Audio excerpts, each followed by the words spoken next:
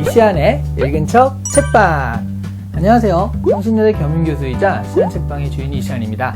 제가 일전에 총균세를 정리한 적이 있었죠. 바로 이 책 총균세인데요. 이 책을 보다가 그 맨 뒤에 흥미로운 논문 하나가 추가 논문에서 붙어 있었거든요. 이거를 나중에 따로 소개해드려야겠다라고 생각을 했었는데요. 그 제목이 뭐냐면 일본인의 기원에 대한 얘기예요. 그러니까 일본인은 어디에서 왔는가, 이런 얘기인데 세계적 석학인 제레드 다이아몬드의 의견이니까 정말 한 번쯤은 귀담아 들을 만한 것 같습니다. 일본의 기원에 대한 학설은 크게 4가지인데 그 중에서 2가지는 별로고 2가지가 그게 이 둘 중에 하나다라고 얘기가 많이 된다 하는데요. 첫 번째는 BC 2만 년 전에 건너간 사람들이 그대로 일본에서 살아가지고 지금 현대 일본인들이 되었다라는 설이 있죠. 이게 이제 보통 일본 사람들이 선호하는 설이라고 하고요.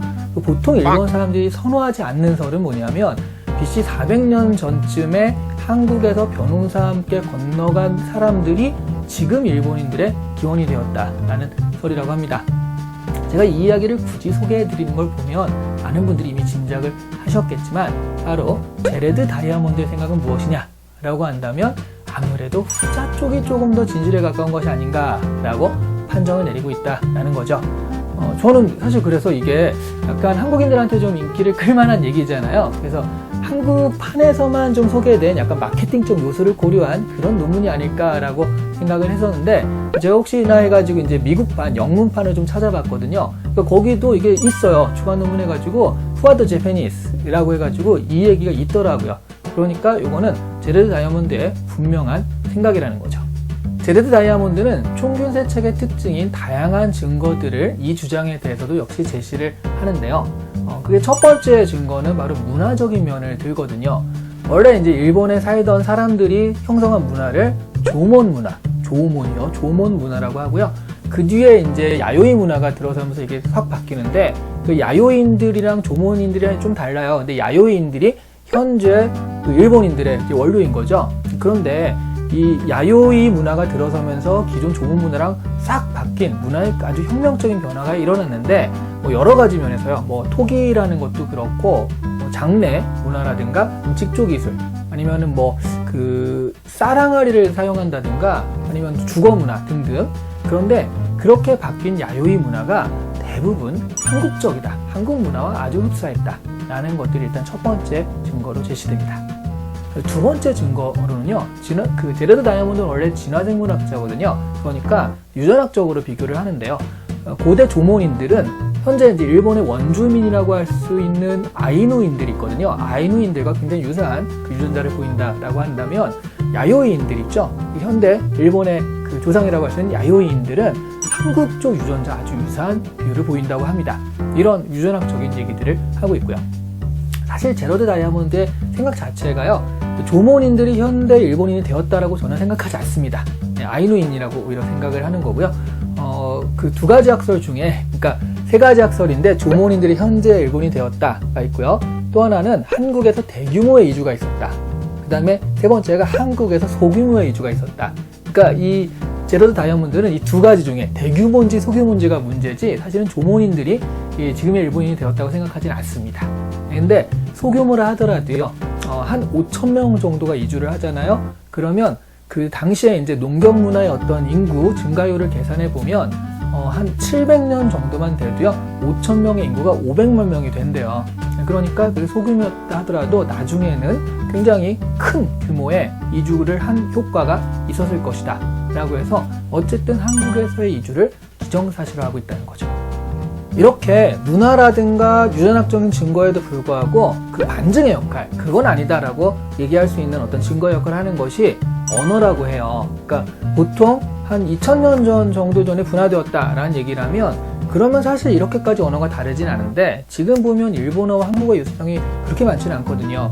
그러면 이런 건 좀 오래된 건 아닌가라는 그런 생각들을 하는데, 여기에 대해서 다이아몬드 교수가 또 설명을 해줘요. 뭐라고 하냐면, 사실 전 이걸 보고 약간 놀랐는데요. 삼국 있죠. 그러니까 그 고구려, 백제, 신라의 언어들이 다 달랐대요. 저는 사실은 삼국사기, 삼국유사에서 삼국이 항상 뭉쳐다니니까 비슷한 언어를 썼지 않을까. 또 어떤 영화에서도 보면 그 신라어는 약간 지금의 경상도 말, 그 다음에 백제어는 지금의 전라도말 해가지고 서로 막 싸우는 그런 영화도 있었거든요. 그런 걸 보면서 약간 언어라는 면이 다르다고 그런 생각을 많이 못했는데요. 이게 상당히 달랐다는 거죠. 그래서 사실은 지금 한국어는 신라어가 원료가 돼서 거의 통일을 했으니까, 그래가지고 이제 신라어 위주의 말이 됐다라고 한다면, 사실은 일본 같은 경우에는 신라어는 교류가 거의 없었대요. 그래서 지금 보면 결국 예전에 고구려어의 어휘와 일본어, 그러니까 옛날 일부 전해오는 고구려의 단어들이 그 현대 한국어보다 오히려 일본어와 어떤 유사도를 더 가진다라고 합니다. 그러니까 말하자면 신라어에서 유래한 지금의 한국어와 오히려 백제에서 갔으니까요. 백제라든가 고구려어의 그 영향받은 일본어, 그래가지고 이제 말이 좀 확 달라진 거지, 사실은 한국에서 그 같다라는 것들에 대한 반증력은 할 수 없다. 이렇게 또 설명을 하더라고요. 다이아몬드 교수가 지적한 한 가지 재밌는 사실은요, 일본에서 가장 유명한 고고학적 유적으로 AD 300년에서 686년 사이에 세워진 158개 고분군이 있다고 해요. 근데 이거를 여기 안에 이제 일본 고대 왕가의 그 보물이 있을 것이다 라고 추정을 하는데, 이게 추정인 이유는 이게 뻔히 있는데도 발굴을 안 하고 있대요. 이게 잘못 발굴하게 되면, 말하자면 일본 그 천황은 그 신의 자식이니까 좀 이상하네. 신의 그 후손이죠. 신의 후손으로 여겨지기 때문에 어떤 신성을 가지고 있는데, 신성을 훼손할 수 있다. 그래가지고 이제 발굴을 안 한다라는 명분을 가지고 있는데요. 그 다이아몬드 교수가 이제 슬쩍 언급을 합니다. 근데 막상 파보면 혹시 그 기원이 한국일지도 모르기 때문이 아닐까라는 식으로 슬쩍 언급을 해요. 재밌는 건 이건 한국 사람이 한 일이 아니라 게다가 세계적 석학인 외국 사람, 다른 사람이 한 얘기니까 참 한국 사람이 주장할 것 같은데 오히려 그런 부분이 좀 신선하게 다가왔던 것 같습니다. 사실 그런 것이 밝혀지면 뭐 일본 천황의 그 계열이 이제 백제에서 넘어간 거다라는 그런 얘기들이 많이 있어도 그게 증명되거나 그러진 않았거든요. 근데 잘못 팠다가 그런 것이 밝혀지게 되면 뭐 일본에서도 상당히 곤란한 여러 가지 일이 있지 않을까 싶네요. 어쨌든 다시 한번 말씀드리지만 한국인의 시선이 아니라 세계적 석학인 제르드 다이아몬드 교수의 시선을 소개해드렸습니다. 오늘 읽은 척 책방에서 마치도록 하겠습니다. 이 시간이었고요. 구독 부탁드립니다. 감사합니다.